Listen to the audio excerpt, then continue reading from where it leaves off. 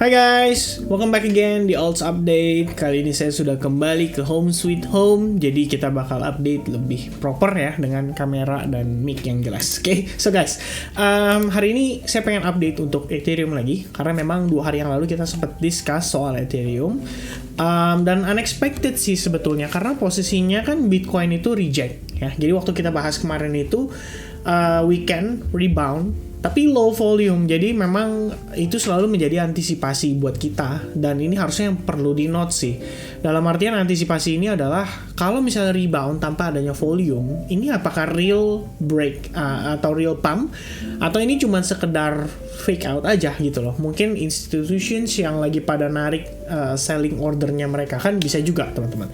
Dan rupanya per hari Minggu ya, per hari ini pun bahkan kita ngelihat market akhirnya drop signifikan. Tapi yang menarik adalah di sesi New York kita ngelihat market price itu pelan-pelan mulai merangkak naik, mulai rebound. Nah, kita bakal bahas sedikit untuk posisi Ethereum, karena nggak disangka-sangka ya, area yang kita sempat mention di sekitaran video 2 hari yang lalu ini itu langsung tercapai di pergerakan pada hari ini. Nah, sekarang kita coba cek untuk price actionnya.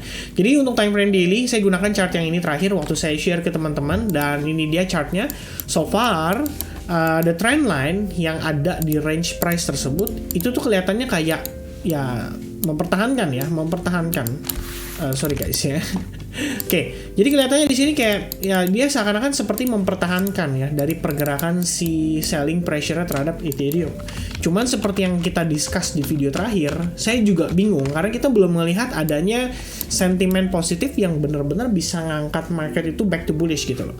But at least kalau based on price actionnya, minimal yang kita lihat adalah SIM harga ini sudah successfully ngetes lah terhadap trendline di bagian bawahnya, plus dia juga ngetes terhadap area Fibo 61,8%-nya ya. Jadi Fibo Golden Ratio-nya dari pergerakan yang di swing terakhir ini itu sudah berhasil dites. And then yang kedua adalah kita ngelihat trendline itu successfully dites juga pada level atau range price kisaran area tersebut.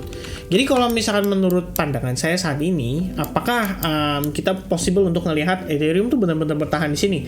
Nah, faktor penentunya tuh adalah dari pergerakan hari ini dan juga besok ya. Jadi between 2 harian ini. Karena salah satu yang kita perlu perhatikan adalah kalau misalnya contoh hari ini close candle maybe dengan doji candle atau maybe dengan spinning top ya, dan itu di bagian area support, itu artinya memang ada reaksi yang cukup positif ya dari buyersnya atau dari para maybe tradersnya ngelihat area ini bahwa oke, ini area support terakhir dan finally kita mendapatkan reaksi beli dari mereka gitu loh. Jadi istilahnya memang ini adalah area yang tepat untuk membeli, at least bagi mereka dulu. Jadi kita perlu tahu dulu nih gimana pandangannya para pelaku pasar, terutama para pemain yang besar, bukan kita yang istilahnya retail gitu ya. Kalau kita yang retail sih ya kita bisa sebut aja angkanya secara bebas, maybe 1.300, maybe 900, maybe 1.000 ya, kita bebas mention gitu loh. Cuman itu masalahnya jadi support beneran atau tidaknya, kan itu tergantung, balik lagi tergantung dari gimana reaksi para whales-nya. Kalau misalnya kita ngelihat ada reaksi, berarti itu adalah satu indikasi yang mungkin lumayan positif untuk dipertimbangkan, mencoba untuk memanfaatkan harga saat ini untuk kita start beli Ethereum ya. Itu setidaknya ya kita bisa lihat gitu. Jadi sekali lagi kalau dari saya perlu ngelihat reaksinya buyers, terutama para whales di kisaran range price saat ini. Kalau misalkan kita ngelihat kecenderungannya positif ya maybe bisa dipertimbangkan, karena kebetulan ini saya update ini sekitar hari Senin ya.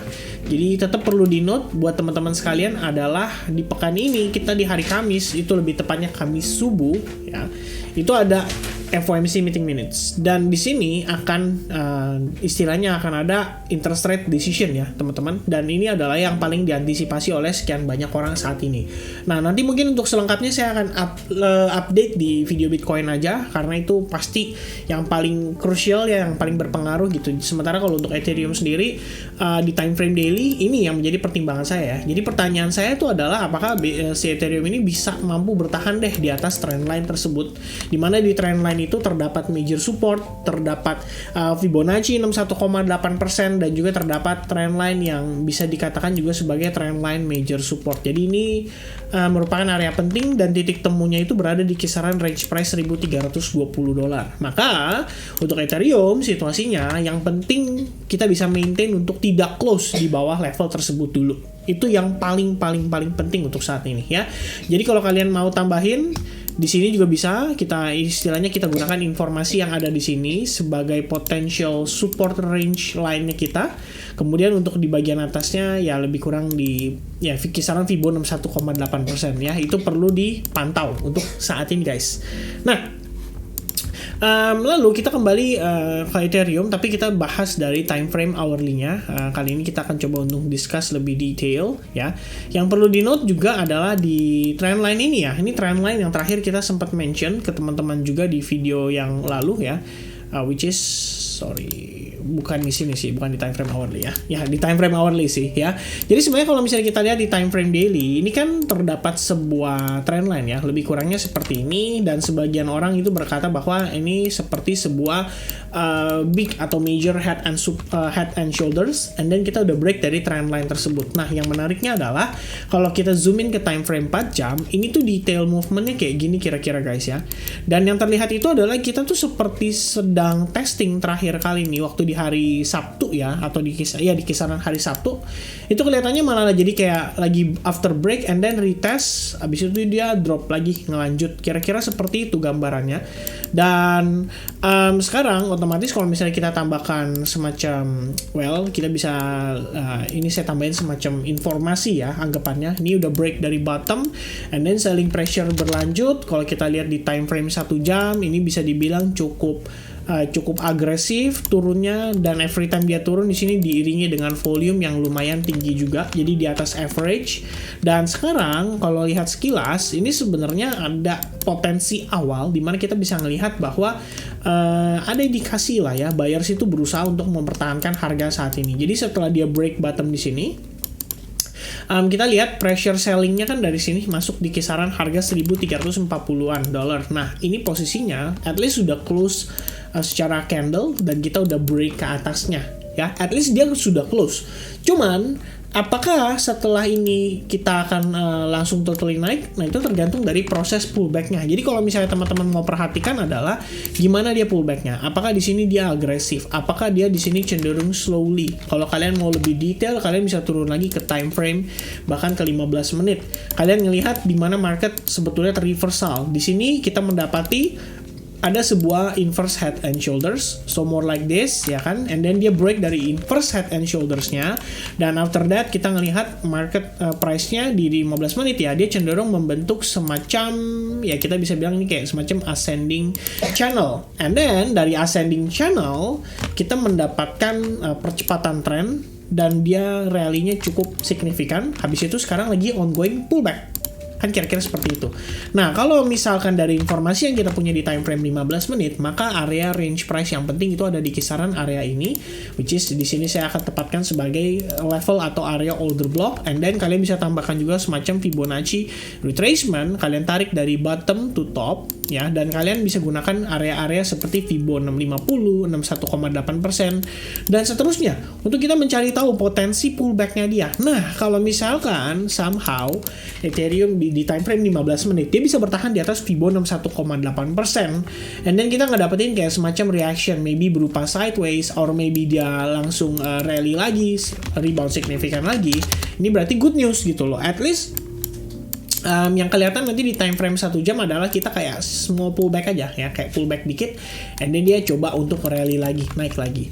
Nah, kalau misalnya in the end pada saat close candle time frame daily kita mendapati by the way kalau kalian lihat di time frame 4 jam ini sebenarnya nggak terlalu berarti ya teman-teman pergerakannya.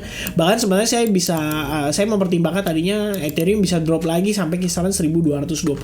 Tapi kalau close candle daily kayak gini and then tail candle ke bawahnya panjang, close-nya pun bahkan di atas $1.350, itu berarti ada sign of positivity dan bisa jadi buyers itu tertarik untuk mulai beli atau at least start akumulasi ya di kisaran range price saat ini. ya.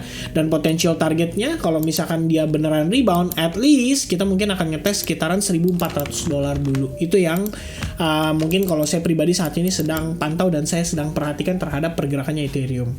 Lebih kurang kalau dari price action seperti itu sudah saya sampaikan secara detail. Jadi ada indikasi kita bisa menemukan potential bottom di level ini karena adanya beberapa support level, dan balik lagi tergantung gimana reaksi para whales. Mudah-mudahan beneran bisa bertahan. Alright, so I think teman-teman itu aja. Thank you so much yang udah memperhatikan video ini sampai selesai. Semoga kiranya video ini bisa bermanfaat, dan thank you so much everybody once again. Have a nice day. God bless everyone, and see you guys again in the next update. Cheers. Bye bye guys.